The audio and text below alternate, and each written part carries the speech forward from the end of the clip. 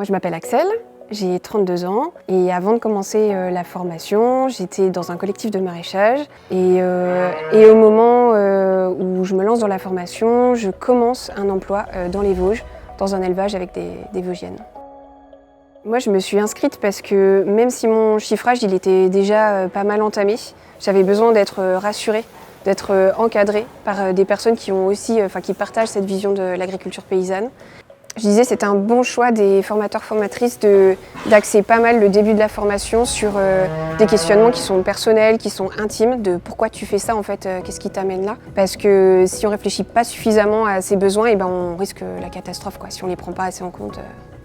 La formation, elle m'a apporté évidemment des connaissances qui sont légales sur les statuts, sur la PAC, sur la recherche de foncier. Mais je trouve que le gros apport, c'est de s'insérer quand même dans un réseau.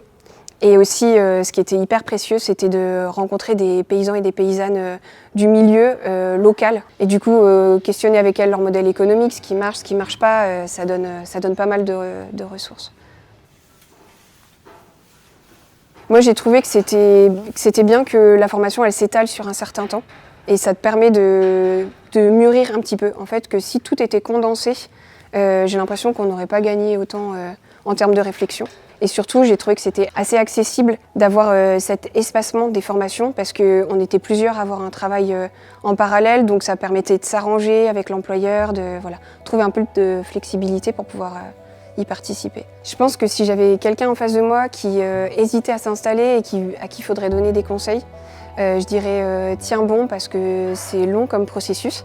Je dirais aussi fais des plans, mais fais-les au crayon parce que tout va bouger. En fait, rien ne sera reproductible chez toi de ce que tu auras vu. Il n'y aura pas de modèle à calquer précisément, mais plus tu te seras inspiré, plus ce sera facile une fois dedans. Le processus, il est long, il y a plein d'étapes, des fois on est déçu.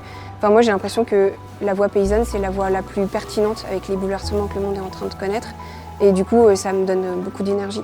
Et si tu identifies bien ce qui te porte, et là, t'as du fuel pour longtemps, quoi. Actuellement, je suis toujours dans l'élevage de Vosgiennes. Je continue de me former et je continue à chercher des terres aussi autour, donc pour un projet de vaches allaitantes en race vosgienne.